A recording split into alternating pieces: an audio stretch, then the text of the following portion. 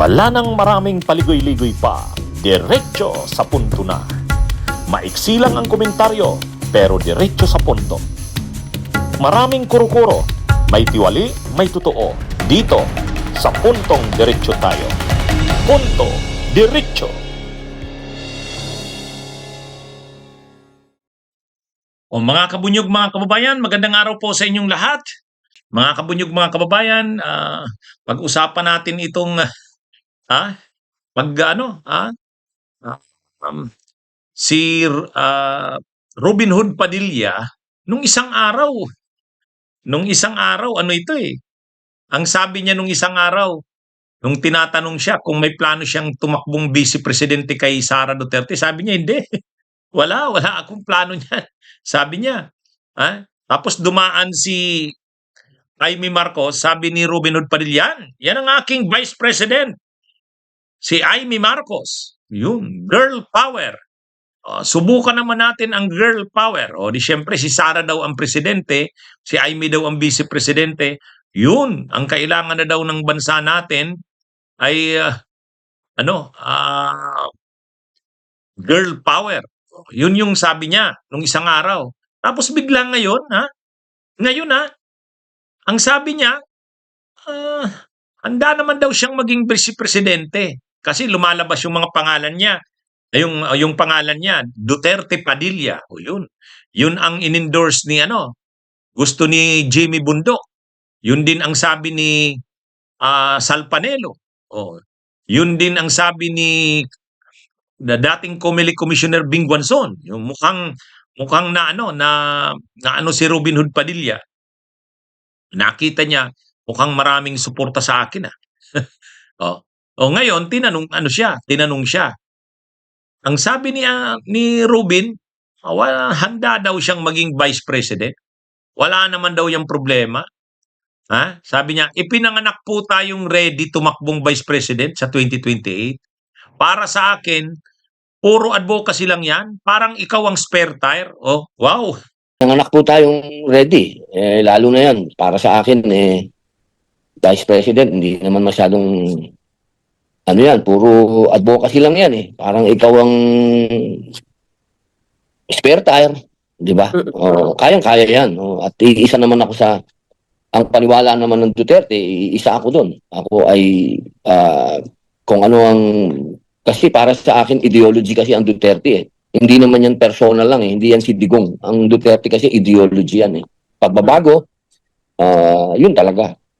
Sablay pa ang konsepto nito sa Vice President. Imagine niyo yan mga kabunyog. Ang konsepto niya sa Vice President, ang Vice President ay spare tire. Pampalit na gulong. Pag sira na yung gulong, saka ka ipapalit. Pero, ang sabi niya, wala namang ginagawa ang Vice President, advocacy lang. Parang advocacy. So, madali lang yan. Hindi ganun ang Vice President. Ano ba itong si Robin Padilla? Kabunyog mga kababayan. Kapag tumakbo kang Vice Presidente, ibig sabihin yan, handa ka na pumalit sa Presidente kung may mangyari sa Presidente. In case na mamatay ang Presidente, in case na permanently incapacitated, in case na ang Presidente ay mag-resign, in case na ang Presidente ay ma-impeach or matanggal sa pwesto, yun. Pag may nangyari sa Presidente, papalit ka. O ngayon, pag Presidente ka na, pumalit ka sa Presidente, anong role mo? Advocacy pa rin? Ay talagang itong si Robin Padilla. Pag tumakbo kang Vice Presidente, huwag mong isipin yung advocacy lang ang trabaho nito. Dapat handa ka na maging presidente pag may nangyari sa presidente. O ang tanong, Robin, handa ka bang maging presidente ng Pilipinas? Kaya mo bang maging presidente ng Pilipinas? Ang nakikita niya kasi yung ginagawa ng Vice Presidente na pag dahil wala namang nangyari sa presidente, nag-aano lang siya, umiikot sa iba't ibang lugar sa Pilipinas, nagbibigay ng mga tulong sa mga tao. Kumbaga, totoo yun, advocacy ang trabaho na yon. Pero, yung mga vice presidenting ganyan, halimbawa si Leni Robredo, tumutulong siya sa mga tao, lalo na nung panahon ng COVID. Pero kung may mangyari kay Duterte noon, handa si Leni. Kaya niya yun. Si Gloria Arroyo, Vice President noon ng panahon ni ERAP. Oh, kung may nung may nangyari kay ERAP, nung natanggal si ERAP, pumalit si Gloria, kaya ni Gloria yon. Kaya ni Gloria yon. Si Leni, nung panahon ni Duterte. Oh, si Pinoy, ang Vice President nung panahon niya si Binay. Kung may nangyari kay Pinoy, kaya ni Binay o ikaw Padilla. Kung halimbawang may mangyari sa presidente, tapos Vice President ka, kaya mo ba? Oh, pag presidente ka, hindi ka na lang advocacy. Matindi ang trabaho ng presidente. Ewan ko ba. Tatakbo. Ready daw siyang maging Vice President. Kasi ang trabaho lang naman daw ng Vice President, advocacy, spare tire. Ay talaga, maawa naman kayo sa bansa natin. Ano ba itong si Padilla? Ha? Maawa na kayo, hindi na kayo naawa sa bansa natin. Ay mga kabunyog, mga kababayan. Akala niya kapitan ng barangay ang tatakbuhan niya. Punong barangay. Ha? Ay ano ba ito? Ang sabi niya kasi, ipinanganak siyang ready na tumakbong Vice President. Para daw naman sa kanya, puro advocacy lang naman yan. Parang ikaw yung spare tire. So para kung advocacy ka lang, madali lang yan. Kung halimbawa, si VP Leni noon, presidente si Duterte. Ang ginagawa ni Leni, tumutulong siya, may mga programa yung kanyang opisina, pagtulong sa mahihirap, may mga advocacy siyang sinusulong, totoo naman yun. Pero handa siya na pumalit sa presidente at kaya niya kung may mangyari sa presidente. O ikaw, Robin, halimbawang tumakbo kang vice presidente. Halimbawa si VP Leni ang presidente, ikaw, vice president ka ni Sara, natalo si Sara, o nanalo kang vice president, o Leni ang president, ikaw vice. O pag may nangyari halimbawa kay VP Leni, handa ka ba, Ruby, na pumalit? Yun ang isipin mo. Pag vice president ka, hindi naman advocacy lang ang trabaho niyan.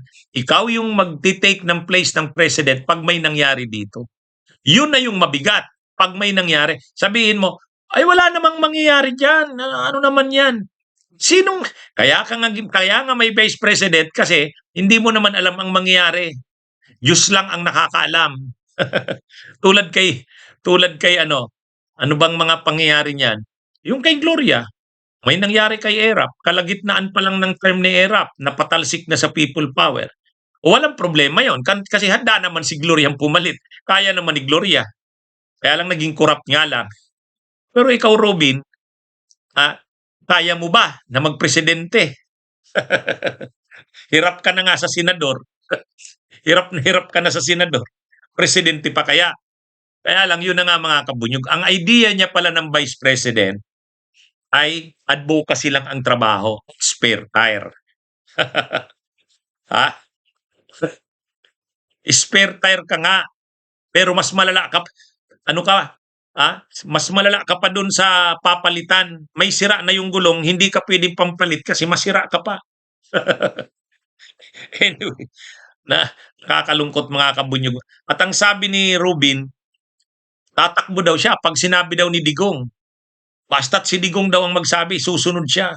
Alam nyo, maraming beses na itong nagsabi si Rubin ng ganyan. Pag sinabi daw ni Cayetano, pipirma siya.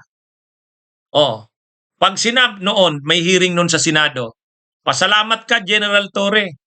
Kasi kung sinabi ni Digong o ni VP Sara na i-contempt ka, isasite kita in contempt. Alam nyo, itong si Rubin Padilla, hindi na nahiya na talagang ilantad ang kanyang wala siyang sariling pag-iisip. Pag sinabi daw ni Digong, tumakbo siyang VP, tatakbo siya.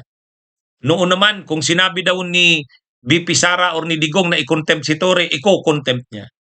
Nung isang araw naman, ang sabi niya, si Cayetano ang bahala. Pag sinabi ni Alan Peter Cayetano na pumirma siya sa Senate Blue Ribbon Committee report, pipirma daw siya. Walang sariling pag-iisip ito. And yet gusto niyang tumakbong vice president na pwedeng pumalit sa presidente pag may nangyari sa presidente. Ay mga kabunyog, mga kabayan, Rubin, maawa ka naman sa bansa natin. Ha? Magandang araw, mga kabunyog, mga kababayan. Bunyog, bunyog, halikan na kasama ka. Bunyog, kapag buklod ay may pag-asa. Luzon, Visayas, Mindanao, isa ang pananaw. Sa bagong Pilipinas ang bunyog isisigaw. Bunyog, bunyog, bunyog.